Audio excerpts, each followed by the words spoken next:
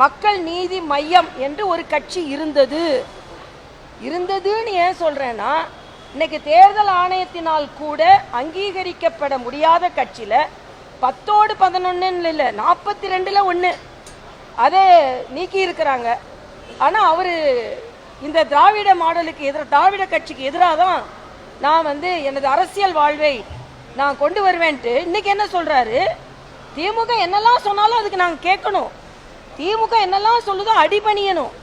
அப்ப சுயநலத்திற்காக உங்களுக்கு கூட வந்த கட்சியில் உள்ளவங்களெல்லாம் அங்கீகாரம் இல்லாம செய்துட்டு அவருக்கு ஒரு எம்பி பதவி கிடைத்த உடனே டோட்டலா திமுகவோட ஊதுகுழலாம் மாறிட்டாரு. அப்ப இன்னைக்கு டிவி உடைச்சது என்னாச்சு? மாற்று அரசியலை கொண்டு வருவேன்னு சொன்னது என்னாச்சு? ஆக அப்பட்டமான சுயநல அரசியல் இன்று பொதுநல அரசியலில் இருப்பது பாரதிய ஜனதா கட்சி கூட்டணி மட்டும்தான். அதனால நாங்கள் வெற்றி பெறுவோம் என்பதை நான் வலிமையாகவே சொல்கிறேன். இல்ல அவர் கட்சியை தானங்க இணைச்சாரு. இப்ப இவங்க அந்த கட்சியிலிருந்து கூட்டணி கட்சின்னு சொல்லிட்டு ஒரு எம்பியை வாங்கினாங்க. இப்போ நான் கேட்கிறேன், கமல் மக்கள் நீதி மையத்தின் உறுப்பினரா தலைவரா, திராவிட முன்னேற்ற கழகத்தின் உறுப்பினரா தலைவரா? அவர் கட்சி அங்கீகாரத்தை இழந்திருக்கிறது. அது இதையும் எப்படி நீங்க சேர்ந்துவீங்க? அதனால எங்களை பொறுத்த மட்டில் நாங்க எது செஞ்சாலும் ஆக்கப்பூர்வமாக தான் செஞ்சிருக்கோம். இன்னை பொறுத்த மட்டில் இன்னைக்கு திருமாவளவன் சொல்றாரு பஞ்சமி நிலத்தை மீட்போம். எப்போ? இன்னைக்கு இன்னும் 6 மாசத்துல தேர்தல் வரப்போகுது. திராவிட முன்னேற்ற கழகத்தை எதிர்க்கும் திராணி இல்லாத திருமாவளவன் திராவிட முன்னேற்ற, அதே மாதிரி சண்முகம் சொல்றாரு தொழிலாளர்கள் கூட நிப்போமா. ஏன் எங்க நிக்கிறீங்க? அல்லாத விடங்க நான் கேட்கிறேன், 2026ல் தேசிய ஜனநாயக கூட்டணி ஒற்றுமையாக போட்டி போடும்.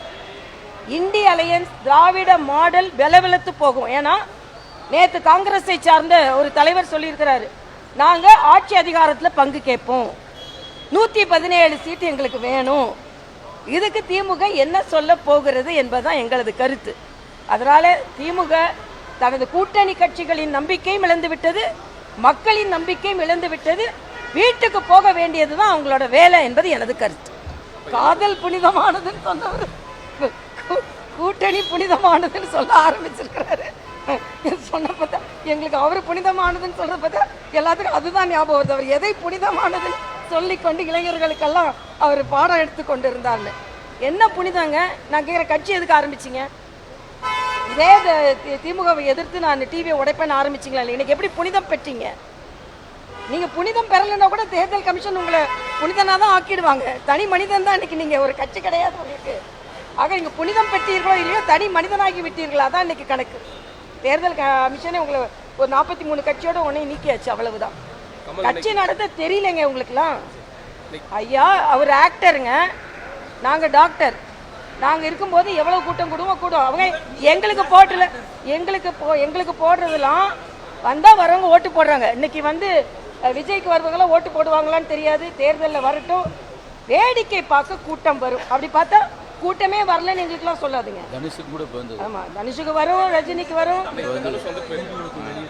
ஆமா, அதனால பாவம் தம்பி நட்சத்திரங்களை இருப்பாங்க. கட்சி தலைவர் அவர் இன்னைக்கு தானே உள்ள வந்திருக்கிறாரு, அரசியலுக்கு உள்ள வந்திருக்கிறாரு. இன்னும் அரசியல்ல பல போராட்டங்கள் நடத்தினது கிடையாது, எதுவும் தம்பி வந்திருக்கிறாரு.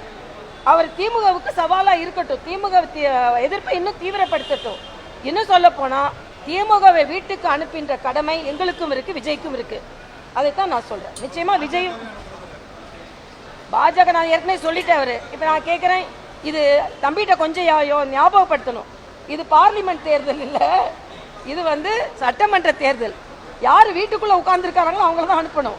சட்டமன்ற தேர்தலில் கோட்டைக்குள்ள உட்கார்ந்துருக்கிறது திமுக, அவங்கள தான் அனுப்பணும். அதனால கொஞ்சம் அவரு அந்த இதை ஆமா அப்படி இல்லை, கொஞ்சம் டைரக்ட் பண்றவங்களையும் கொஞ்சம் ஸ்கிரிப்ட் ரைட்டர்ட்டையும் கொஞ்சம் கொடுத்தா நல்லா இருக்கும்னு நினைக்கிறேன்.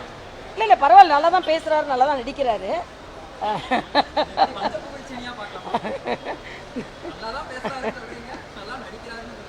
சரி பார்ப்போம். ஆனால் பாவம் யாரையும் மயக்கம் அடைய விடாம தண்ணி கிணியெல்லாம் கொஞ்சம் கொடுத்து எல்லாரும். ஆமா இல்லை, அது நான் ஏற்கனவே சென்னையில் சொல்லிட்டேன். ஒரு கட்சிக்கு மட்டும் நெருக்கடி கொடுக்கக்கூடாது, எல்லா கட்சிக்கும் நீங்கள் கொடுங்க. நான் கேட்குறேன், இதே கேட்டேன், நான் சென்னையில் கேட்டேன். முப்பெரும் விழாவுக்கு எவ்வளவு காவல்துறையினர் எவ்வளவு கட்டுப்பாடு விடுத்திருந்தாங்க? ஆனா மற்றவங்களுக்கு நீங்களே பார்த்துக்கோங்க, எப்படி உங்க தொண்டர்களே நீங்க பாதுகாக்கலாம். அதைத்தான் நான் சொன்னேன். அது எதுக்கு அரசு வந்து திமுக காரங்களை மாத்திரம் பார்த்துக்கணும்.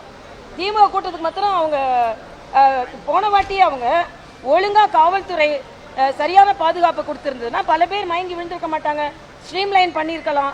அதனால காவல்துறை இப்போ வந்து முற்றிலுமாக திமுகவிலே சேர்ந்துட்டாங்க. அதனால அவங்க திமுக கூட்டத்துக்கு போவாங்க. யார் எந்த கொள்கையோட அந்த கூட்டத்துக்கு தானே போவாங்க. காவல்துறை திமுக காரங்க அந்த கூட்டத்துக்கு போறாங்க, மற்ற கட்சியெல்லாம் எதிர்க்கிறாங்க. இப்ப கருத்து கணிப்புல இவ்வளவு வேணாலும் இருக்கட்டும்பா. திமுக வீட்டுக்கு அனுப்பப்படணும். தேசிய ஜனநாயக கூட்டணி வெற்றி பெறும். தம்பி விஜய் சதவீதத்தை பிரிக்கலாம்ல, நான் ஒன்றும் இல்லைன்னு சொல்லல. ஆனா அவர் எடுக்க போவது திமுகவின் ஓட்டு தான், திமுக கூட்டணி ஓட்டு தான். ஏன்னா திமுகவை கடுமையாக எதிர்ப்பது மட்டுமல்ல, திமுகவை எதிர்ப்பதில் நியாயம் இருக்கிறது. ஆனா ஏதோ கொஞ்சம் பாஜக தொடுவோன்னு சொல்லிட்டு தொடராரு. அப்படி வேணாம். இந்த 2026 அசம்பிளி எலெக்ஷன் திமுகவை வீட்டுக்கு அனுப்புகின்ற எலெக்ஷன். அதுல தம்பி விஜய்க்கும் பங்கு இருக்கு, நான் பங்கு இல்லைன்னு சொல்லல, பங்கு இருக்கு. ஆனா நிச்சயமா திமுக வீட்டுக்கு போகணும்.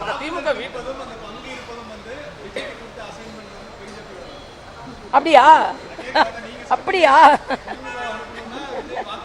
உங்களுக்கு எங்களுக்கு தெரியாத கூட உங்களுக்கு அப்படியான்னு கேக்குறேன். இல்ல எனக்கு தெரியாத கூட உங்களுக்கு தெரிஞ்சிருக்கேப்பா.